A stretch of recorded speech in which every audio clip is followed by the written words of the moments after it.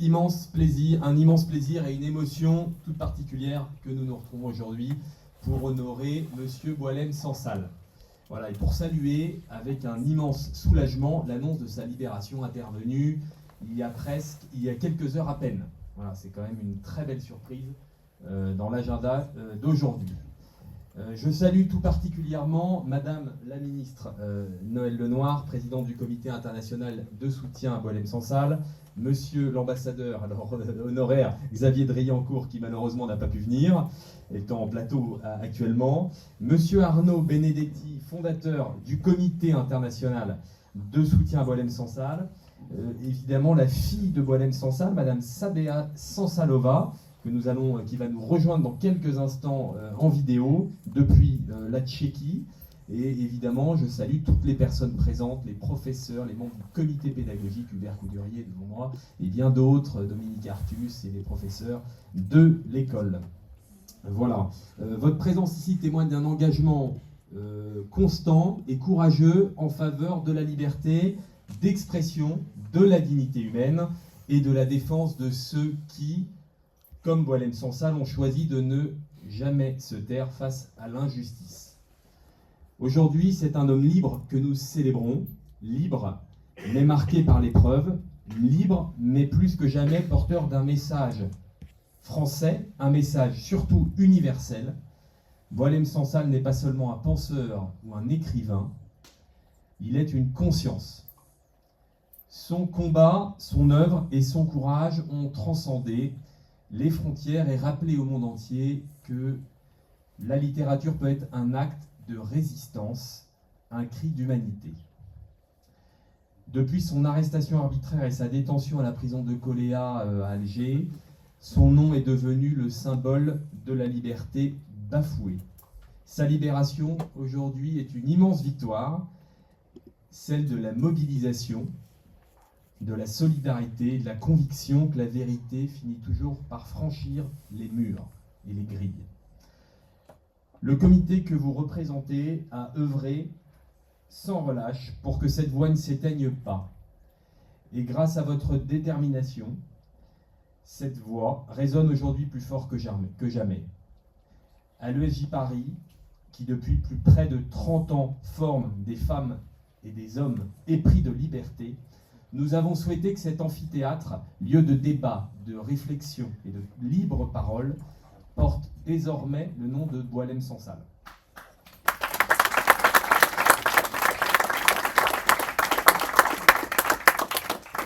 En lui rendant hommage, nous célébrons tous ceux qui, à travers le monde, se dressent contre la censure et refusent la peur. On pense particulièrement à tous les auteurs, les éditeurs, les journalistes emprisonnés à cause de leur métier, pour leurs propos, pour leurs écrits, aujourd'hui. En accueillant aujourd'hui la nouvelle de sa libération, nous rappelons que la culture, la parole et la vérité sont les plus puissantes armes contre l'oppression. Voilà, je vous remercie à nouveau d'être tous présents aujourd'hui. Merci beaucoup. Depuis 130 ans, en effet, plus vieille école de journalisme au monde. Madame la ministre, si vous avez la gentillesse d'aller au pupitre, on a également une pensée au nom de l'ESJ Paris pour Christophe Blaise, le journaliste de SoFoot, qui est lui encore emprisonné. Merci, monsieur le directeur. Merci, Vianney Alençon. Je pense que tous les jeunes qui sont ici ce soir ont une chance exceptionnelle de participer à cette soirée qui est historique. Jamais dans l'histoire des relations entre la France et un pays étranger, il n'y a eu cet enjeu de l'incarcération d'un monsieur de 80 ans, maintenant 81 ans, puisqu'il a été détenu pendant 1 an dans des conditions absolument épouvantables, et qui n'avait pour seul défaut que d'avoir écrit des livres ou tenu des propos en France, même pas en Algérie, et qui déplaisait au pouvoir en place. Et je pense que c'était ce niveau d'inacceptable qui est inédit dans l'histoire, qui fait qu'aujourd'hui, l'annonce de sa grâce et donc de sa libération, et sans doute de son acheminement vers l'Allemagne, où il doit être soigné, est quelque chose de tout à fait historique. Alors moi, je voudrais souligner 2 choses. Premièrement, à qui, qu'est-ce que ça signifie que cette libération, vous l'avez déjà dit. Ensuite, à qui et à quoi elle est due. Et enfin, peut-être une petite conclusion sur le métier de journaliste, dont je dois dire, et je parle sous le contrôle de l'âme de notre comité, sans lequel ce comité n'aurait pas existé et on ne serait pas là ce soir, Arnaud Benedetti, pourquoi finalement la presse a joué un rôle tout à fait majeur dans cette libération. C'est suffisamment rare, puisque la presse n'a pas toujours bonne presse, de souligner ce point. Et je pense qu'en termes de responsabilité des journalistes, c'est très intéressant de suivre ce cheminement depuis un an qui a conduit à la soirée et donc à la libération de Boualem Sansal. Alors Boualem Sansal, c'est pas seulement un écrivain, mais j'espère qu'ici, à l'école de journalistes, on va aborder son œuvre. C'est un message.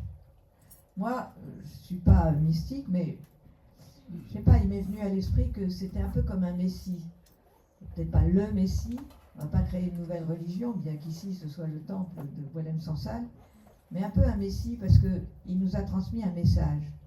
C'est-à-dire que son message, c'est que l'extrémisme est un véritable poison. Il a vécu cet extrémisme lors de la guerre civile algérienne entre 90 et pratiquement l'an 2000, qui a fait 300 000 morts, où dans chaque famille, vous aviez d'un côté les islamistes et de l'autre côté les marxistes du FLN. Et les deux, eh bien, finalement, se sont entretués pendant des années en détruisant, d'une certaine manière, le tissu social. Et son message, c'est « plus jamais ça ». Puis il y a un autre message sur la religion, c'est que la religion, c'est un peu pour ça qu'il a été adopté et même naturalisé français. La religion, c'est une affaire de dialogue interpersonnel. La religion, ce n'est pas une loi qui doit s'imposer à tout le monde, puisque c'est du domaine de la croyance, beaucoup plus que du débat, beaucoup plus que de la discussion, c'est du domaine de la révélation. Et que penser que la religion doit régir toutes les âmes et tous les individus, ça ne marche pas. En tous les cas, ça ne marche pas avec la démocratie. C'est pour ça qu'il était très gênant, parce qu'il avait un message universel et qui transcendait de très loin les débats sur l'évolution du pouvoir algérien vers une dictature et les relations franco-algériennes ou les relations algéro-marocaines. Donc Boualem Sansal, c'est un des rares écrivains, un peu comme Zola, un peu comme le J'accuse de Zola ou la lettre de Zola aux jeunes, la lettre à sa jeunesse, je vous la recommande.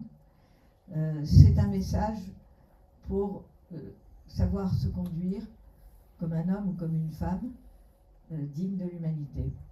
Donc ça, c'est très important qu'au-delà même de l'événementiel, qui est quand même au cœur du métier de journaliste, on pense à ce message-là.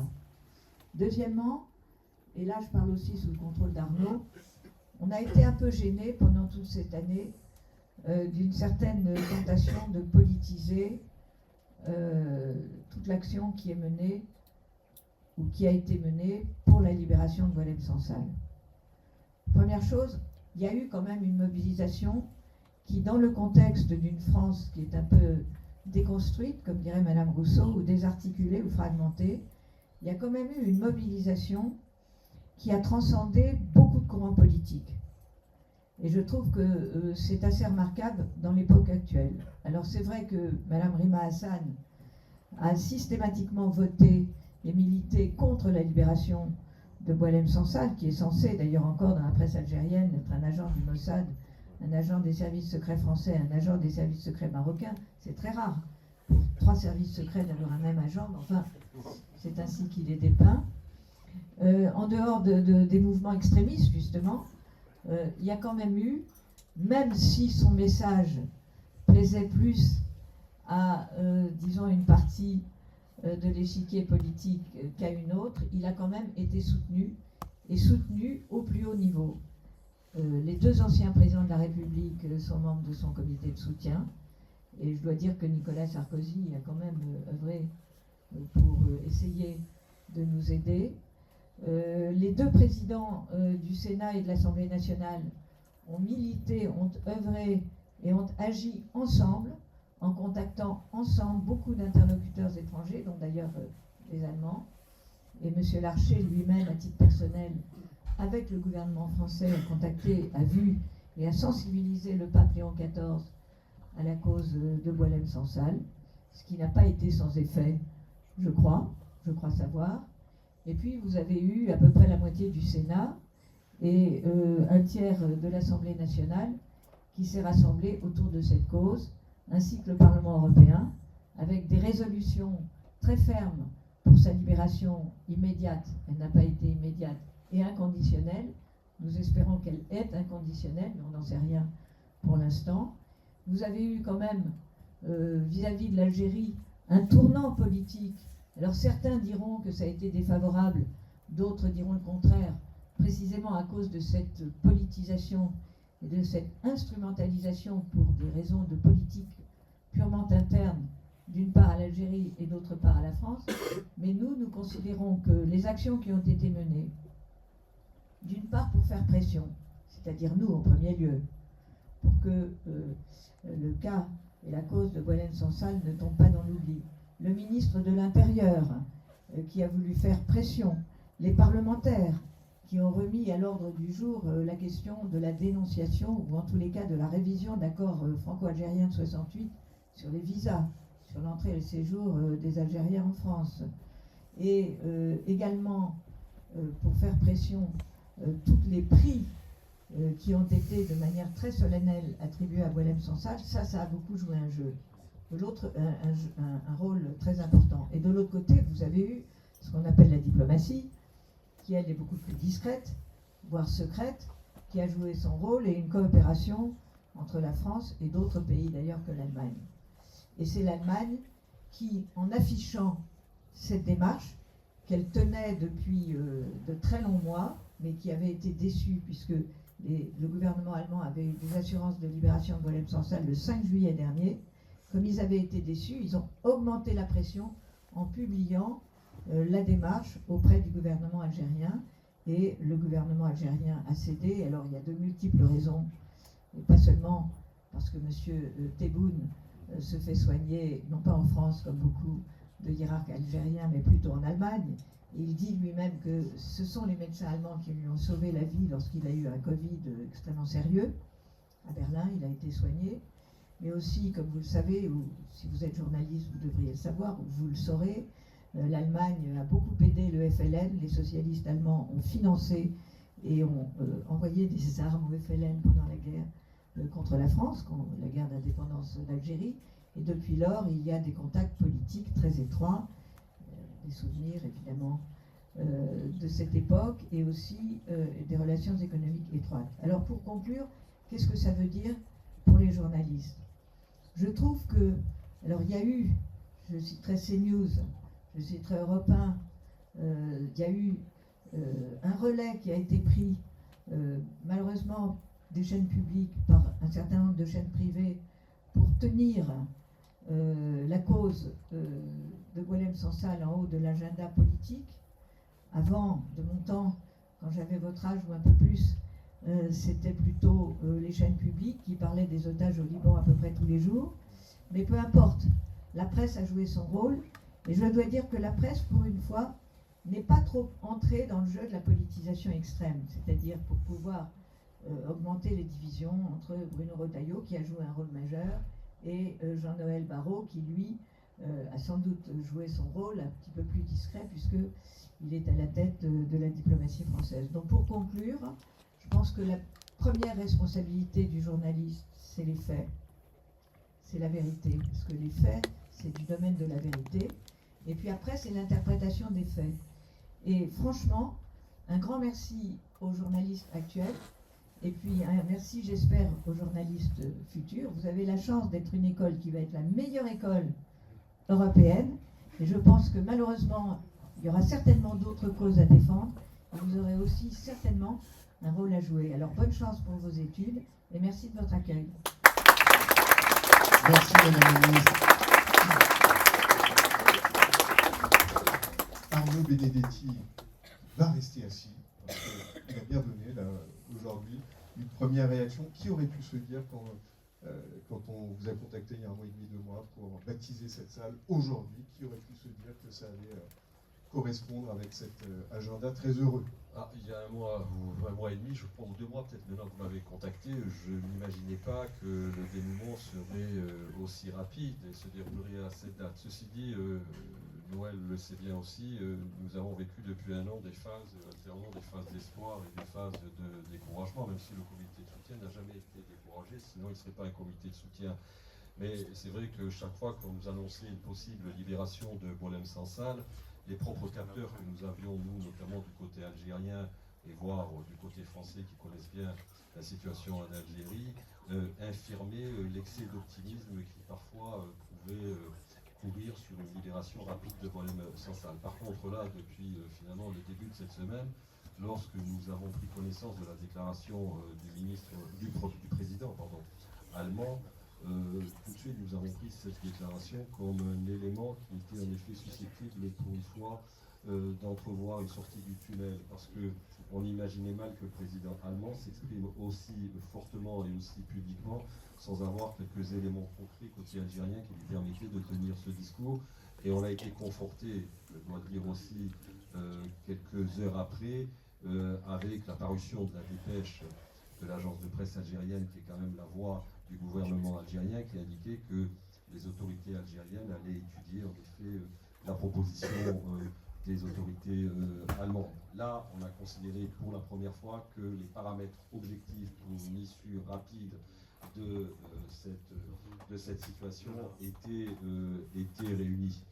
Je crois que c'est ça qui est important de le dire. Et en effet, il faut souligner, je crois, dans cette mobilisation, l'effort collectif qui a été mené par tout le monde, chacun à son niveau, avec parfois des divergences entre les différents acteurs de la mobilisation, sur la stratégie, sur le timing, sur l'agenda, sur les mots à utiliser. Ce qui est sûr, c'est que le comité de soutien n'avait qu'un objectif, c'était que l'on n'oublie pas Boualem Sansal.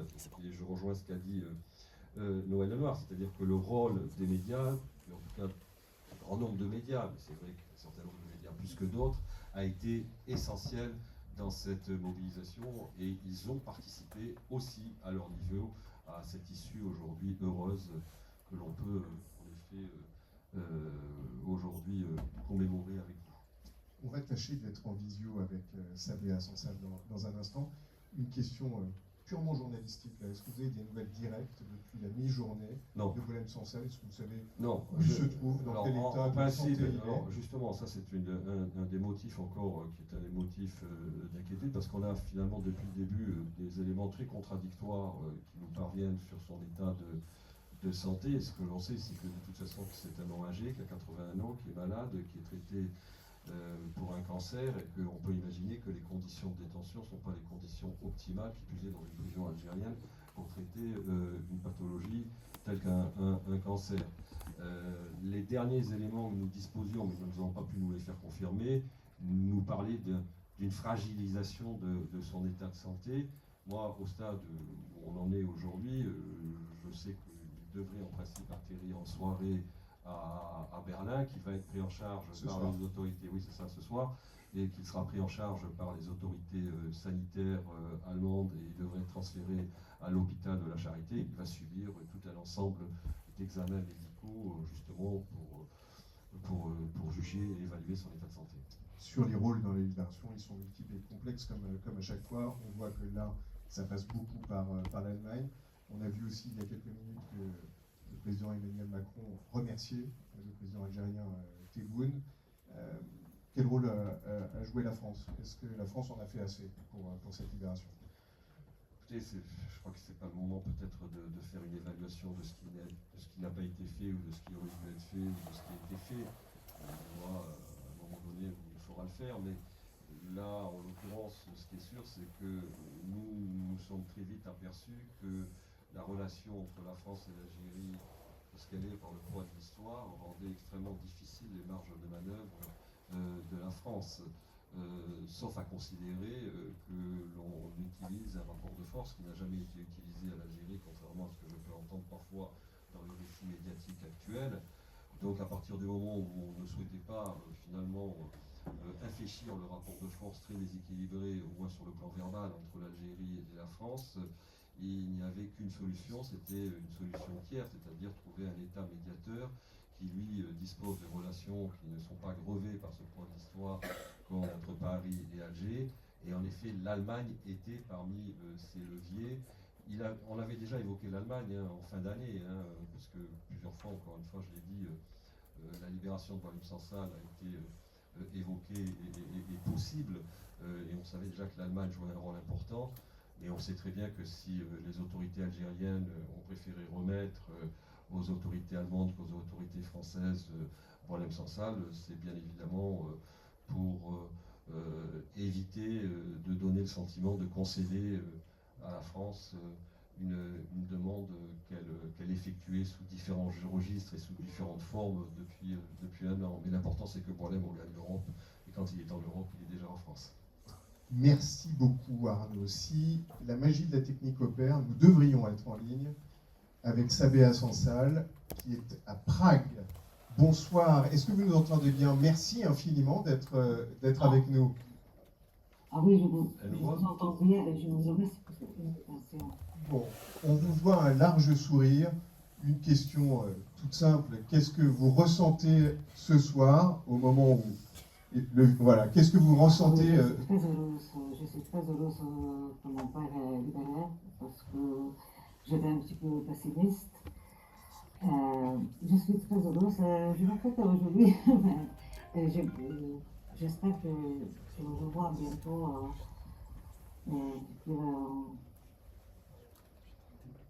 Bonnes conditions, qu'ils se sentent bien. Tout ça. Est-ce que vous avez eu un contact direct avec Est-ce lui? que vous m'entendez? Oui, on vous entend très bien. Est-ce que vous nous entendez de votre côté? Oui, bon, oui. Formidable. J'ai pas vu la connexion, oui. Non, il y a plusieurs dizaines de personnes qui sont en train de sourire en vous écoutant. Est-ce que vous avez eu un contact direct avec votre père? Je le connais personnellement. Merci beaucoup, Noël, Arnaud, Carmel, le comité de soutien à mon père. Je veux vraiment le remercier pour tout ce qu'il faisait pour lui parce que c'était vraiment agréable. Beaucoup de travail. C'était vraiment touchant. Hein. Alors, je vous perds un petit peu. Hein. Oui, on vous perd aussi un petit peu, mais voilà. Vous m'entendez ou pas? Oui, alors il faut remettre. Voilà. Est-ce que vous avez, Sabéha, est-ce que vous avez eu un contact direct avec votre père ou l'entourage? Est-ce que vous savez comment il se porte, quand il va arriver en Europe? Non, j'en sais rien. J'ai son numéro de portable, mais ne fonctionne pas. Alors, je n'ai aucun contact avec lui. Alors j'attends un message officiel où il se trouve, à quel hôpital, pour que je puisse le visiter. Jusqu'à présent, je n'ai aucune nouvelle. Bon. On devrait en avoir sans doute un petit peu plus tard dans la soirée. On a quelques petits soucis techniques. Prague, c'est pas très loin, mais pour autant, on a quelques petits soucis techniques qui n'altèrent pas votre sourire, ça on l'a bien compris. Oui, parce que je suis dans ça aujourd'hui. Bon, votre sœur aussi.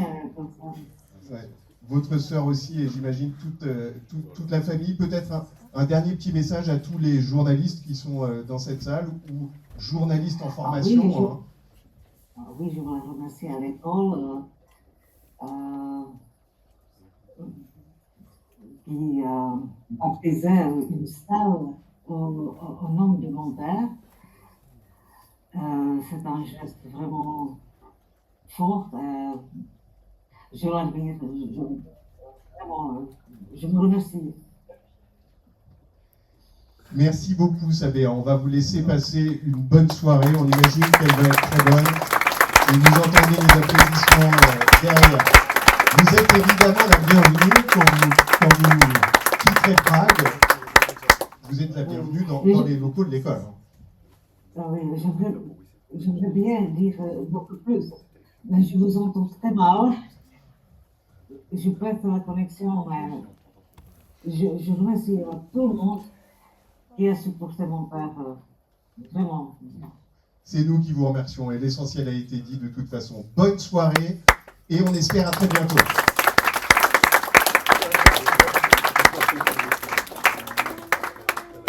Alors, on va arriver au moment où on appose nos petites plaques sur les portes, mais mesdames et messieurs de la presse en activité, je ne parle pas aux étudiants qui ensuite auront l'occasion sans doute de faire des interviews, mais si vous avez des questions à poser maintenant, vous pouvez bien entendu le faire.